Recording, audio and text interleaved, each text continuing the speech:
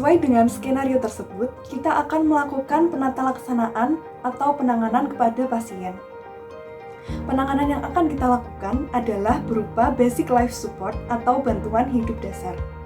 Bantuan hidup dasar merupakan pertolongan pertama yang dilakukan pada pasien dengan kondisi henti jantung, henti pernafasan, dan juga obstruksi saluran nafas.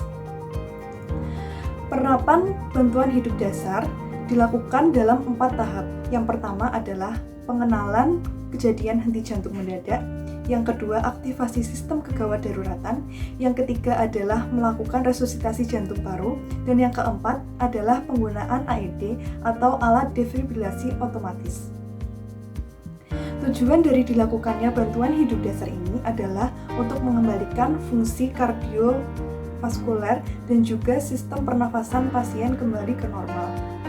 Bantuan hidup dasar tidak hanya dapat dilakukan oleh tenaga medis saja, namun orang awam pun seharusnya dapat melakukannya karena bantuan hidup dasar ini dapat dilakukan di mana saja untuk menyelamatkan pasien. Hal yang dapat menunjang kesuksesan dari penanganan pasien dengan kondisi gawat darurat seperti ini ada 5 rantai. Yang pertama adalah pengenalan dini, yang kedua aktivasi sistem emergensi, yang ketiga adalah pemberian resusitasi jantung paru, yang keempat adalah penggunaan AED, dan yang kelima adalah melakukan bantuan hidup lanjut dan perawatan post-ROSC. Kali ini kita akan mempraktekkan bagaimana cara melakukan bantuan hidup dasar kepada pasien sesuai dengan skenario ini. Langkah bantuan hidup dasar yang pertama adalah S. Sedangkan langkah-langkahnya adalah SRS-ABC, dan kemudian kita dapat melakukan resusitasi jantung paru. S merupakan safety. Kita pastikan dulu pasien berada di tempat yang aman dan dalam posisi yang aman, sehingga kita dapat melakukan resusitasi dengan optimal. Selain itu, posisi penolong dan juga penolong ada di tempat yang aman juga. Kemudian R, kita akan mengecek respon dari pasien, apakah pasien merespon atau tidak.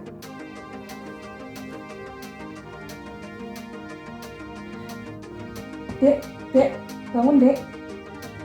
Pada pasien tidak merespon. Kemudian kita dapat melihat apakah ada nadi atau ada pernapasan atau tidak. Pada pasien tidak ada nadi, teraba, dan juga tidak ada pernapasan spontan. Kemudian kita akan memanggil bantuan. Kita harus memanggil 119 dan meminta tenaga berupa ambulan dan juga tenaga ACLS. Selain itu, kita juga membutuhkan alat AED karena di tempat klinik ini tidak tersedia AED. Kita harus menelpon 119. Halo, selamat sore. Saya dengan Dr. Ilona.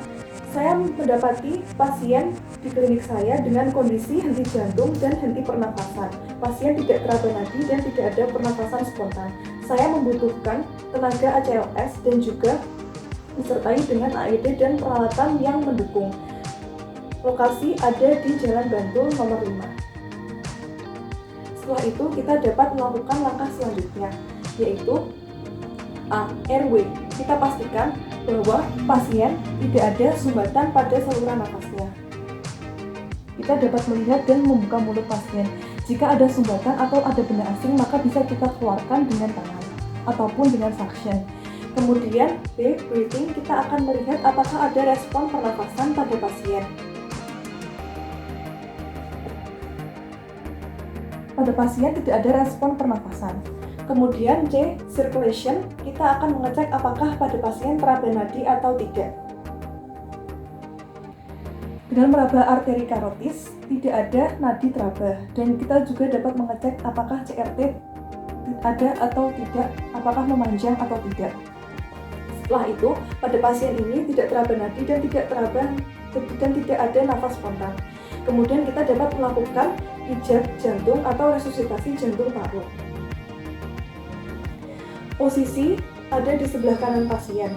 Pada pasien ini merupakan pasien pediatrik atau anak dengan usia 1-8 tahun, sehingga kita akan melakukan kompresi jantung di posisi 1 cm di atas prosesus sifoideus dengan kedalaman kompresi 3-4 cm. Kita akan melakukan 5 siklus, di mana setiap siklus terdiri dari 30 kompresi dan juga 2 pemberian dan juga 2 kali pemberian bantuan nafas. Kali ini kita akan langsung memulai saja. Pada anak, pelaksanaan kompresi dilakukan menggunakan 1 tangan, sementara pada dewasa dilakukan dengan menggunakan 2 tangan.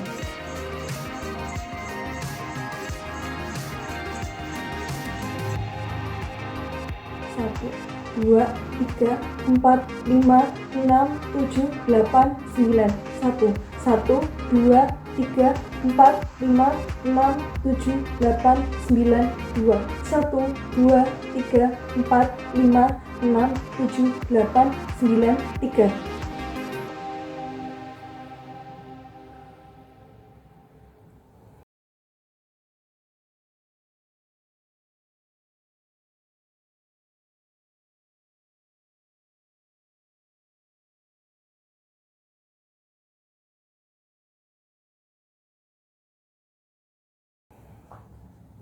Berikut merupakan satu siklus dari resusitasi jantung paru.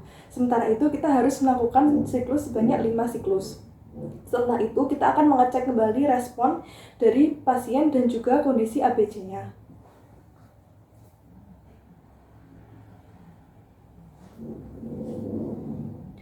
Bila pada pasien belum teraba nadi dan belum didapati nafas yang spontan, maka kita akan melanjutkan kembali resusitasi jantung parunya sampai tenaga bantuan datang dan AED datang.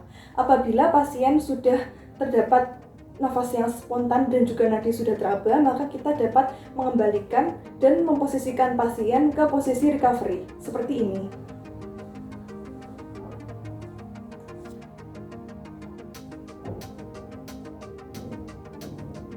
Tujuan dari posisi recovery ini adalah untuk menjaga patensi saluran nafas dan juga untuk mencegah terjadinya aspirasi.